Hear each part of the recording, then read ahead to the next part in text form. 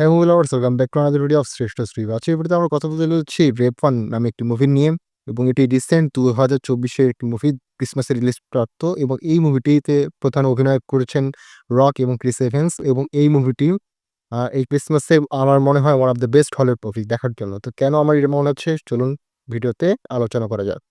তো প্রথম কথা, এই মুভির আমি টিজার ট্রেলার রিভিউ করেছিলাম এবং সেই সময় বলে দিয়েছিলাম যে এই মুভিটি টোটালি একটি ফেরি টেল বেসড একটি মুভি হতে চলেছে। এবং এখানে রেড ওয়ান হচ্ছে আমাদের সান্টা ক্লসের নাম, এবং তাকে কেউ কিডন্যাপ করে নিয়েছে।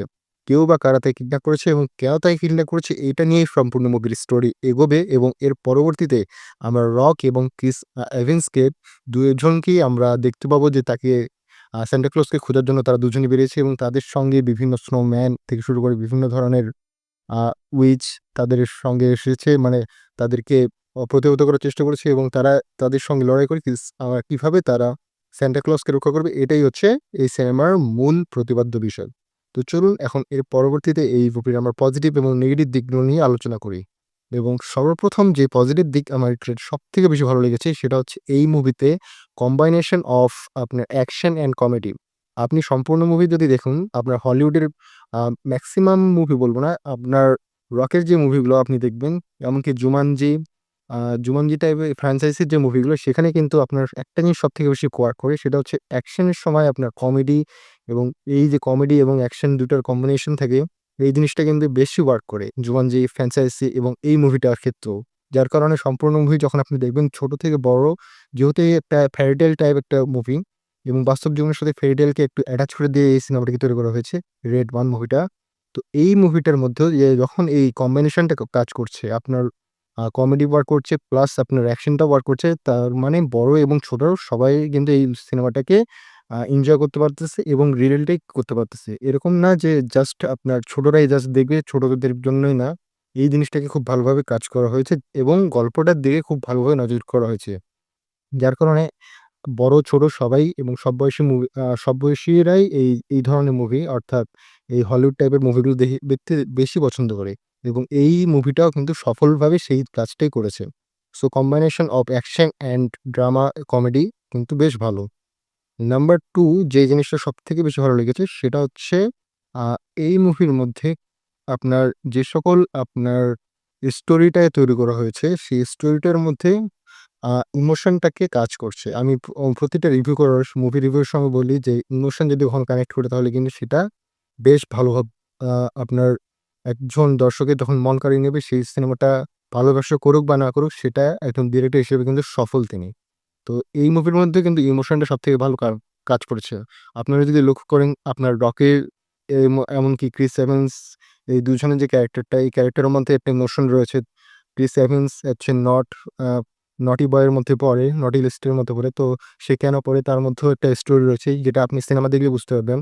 এবং এই যে জিনিসটা আপনারা লক্ষ্য করেছেন যে তাদের মধ্যে যে ইমোশনটা রয়েছে, ইমোশনটা ওয়ার্ক করছে জন্যই কিন্তু এইটা আপনি ইমোশনালি আপনারাও কিন্তু অনেকটা রিলেট করতে পারবেন এই মুভিটার মধ্যে। যেটা কিন্তু দারুণ। সত্যি কথা বলতে দারুণ।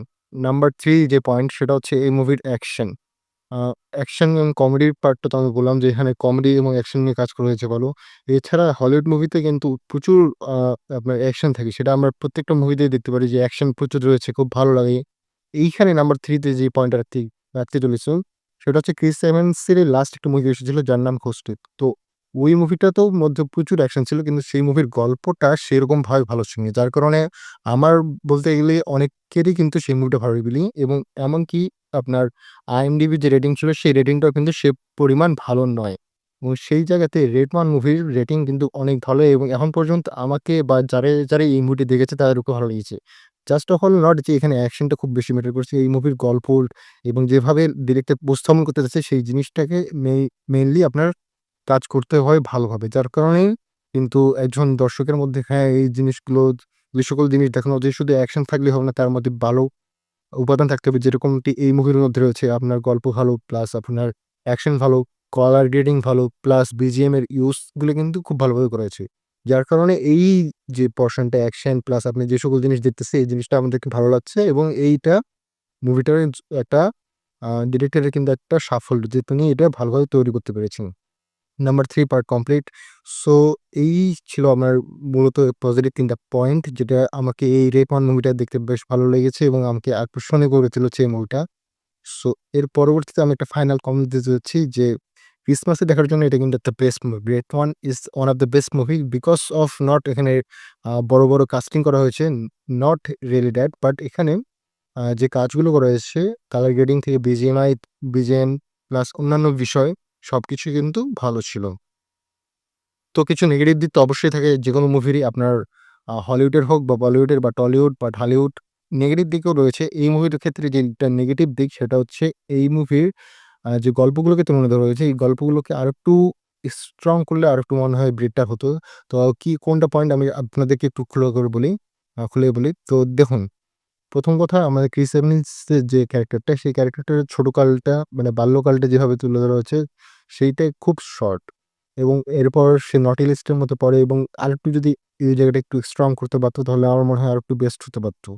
বলতে গল্পটাকে যদি আরেকটু লং করত ওখানে যে সে নটি লিস্টে পড়তেছে সে বাবা ছেলের যে সম্পর্কটা যে দেখানো হচ্ছে আপনার ক্রিস এভান্স এর সাথে আপনার তার ছেলের। তো এই যে জায়গাটা, এই জায়গাটাও কিন্তু আরেকটু বেস্ট হতে পারত আমার মনে হয়। এছাড়া আপনি যদি দেখবেন রকের যে জীবনীটা, রক যে মানুষ, সেই মানুষটা সেটাও কিন্তু আমরা এখন পর্যন্ত জানতে পারিনি এবং এই যে আপনার ক্যারেক্টারটা, আপনাদের যে ওয়ার্ল্ডটাকে দেখানো হচ্ছে, যেটা হচ্ছে ফেয়ারি টেলের যে ওয়ার্ল্ডটাতে হচ্ছে, সেই ওয়ার্ল্ডের বিভিন্ন ক্যারেক্টার রয়েছে।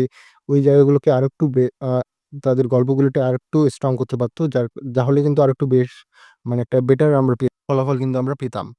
তো এটা হচ্ছে একটা পয়েন্ট। এছাড়া নাম্বার 2 যে পয়েন্ট সেটা কিন্তু একটু ইম্পোর্টেন্ট।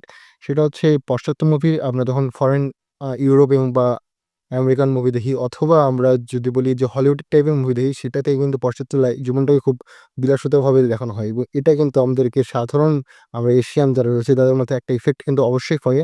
তো এটা আমার একটা পার্সোনাল নেগেটিভ পয়েন্ট যেটা প্রত্যেকটা মুভির ক্ষেত্রে বলব না। কিছু, কিছু মুভির ক্ষেত্রে মনে হয় যে অনেক বিলাসিতাভাবে দেখানো হয় এবং জীবনগুলোকে মানুষ আমাদের এশিয়াতে যারা থাকে তাদের মধ্যে কিন্তু একটা ইফেক্ট পড়ে।